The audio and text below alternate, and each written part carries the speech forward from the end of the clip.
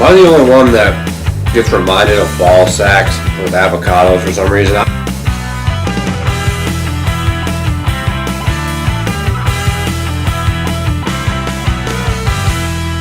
Hey, how's it going, everyone? I hope you're all doing well. So I have some good news, but some bad news. The good news is that after much love, kindness, support, and encouragement, Andrew Marlowe will not be quitting YouTube.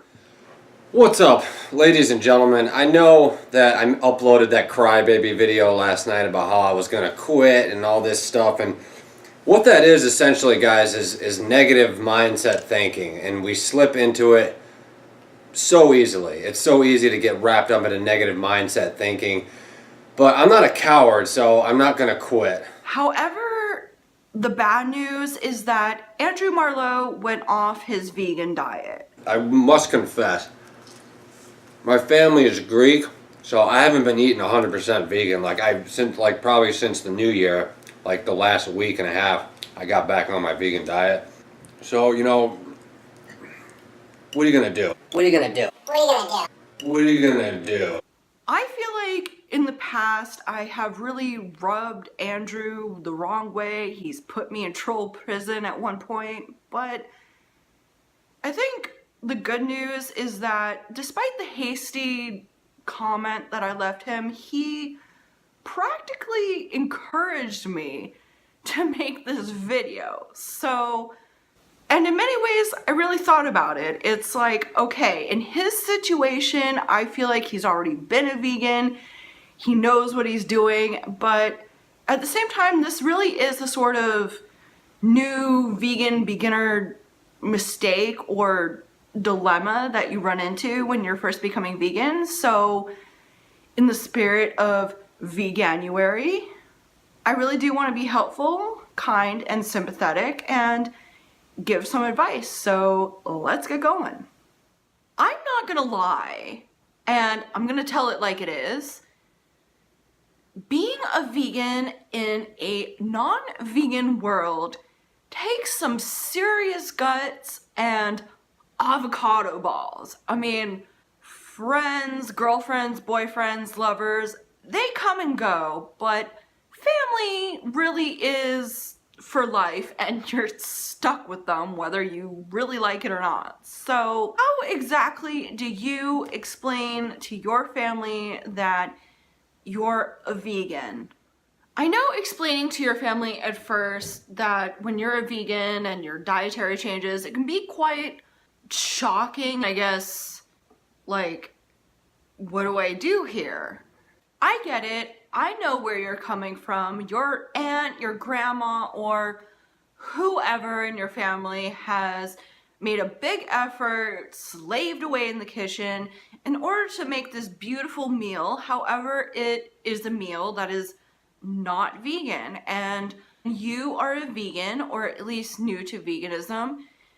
I get it. You feel guilty. You're like, oh my God, my family made this beautiful cultural meal, but because you're vegan, you can't really eat it. And all I can say is, once again, a vegan in a non-vegan world, you really do have to have some tough skin and avocado balls to really just say to them, like, hey, look, I really do love you and appreciate all the effort that you made into this meal, but I am a vegan. I cannot eat this. So please do not be offended if I'm just gonna eat your boring salad and side vegetables. I think a good suggestion on this would be to eat beforehand, because not only are you hungry and suffering while everyone's enjoying this meal, you're not going to be tempted to eat things that are not vegan. My second best suggestion is to cook something for everyone, make a big portion, and if the social event or whatever you're attending is appropriate, bring your own food.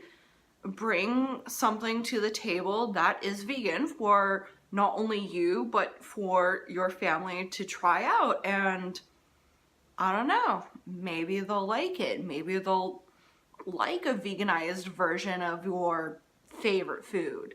Who knows?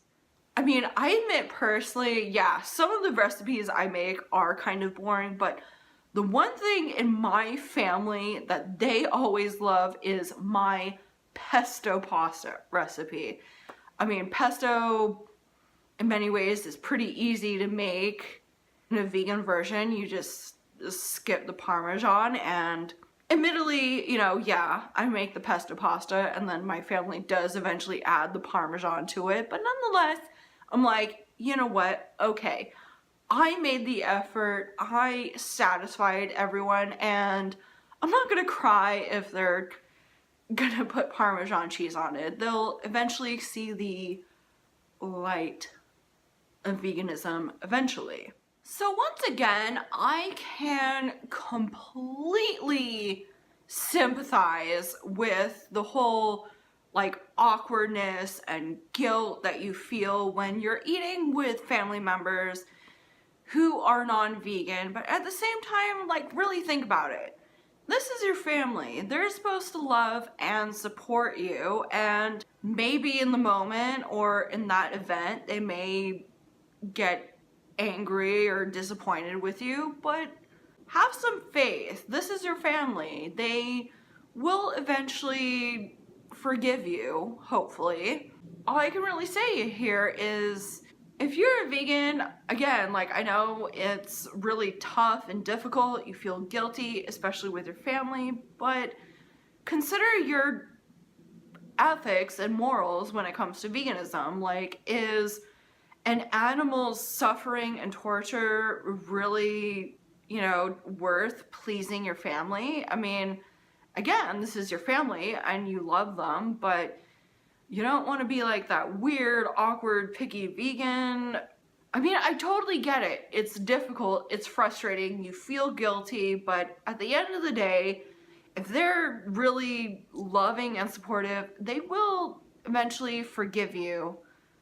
And maybe eventually, if you bring a vegan meal to the table, they'll enjoy it and see the vegan light, and that they can enjoy a meal without all the animal suffering. Anyways, guys, I know that I am being a little bit harsh on Andrew right here, but once again, I'm a honest, tell it like it is kind of girl, so in many ways, I am disappointed with him, but at the same time, I am very sympathetic. I've been through these situations, and many vegans and new vegans have also been through this situation, so I really did want to be helpful. So if you did find this video helpful, please do give it a thumbs up and subscribe to my channel if you haven't already, and I will see you all later very soon whenever I feel like it.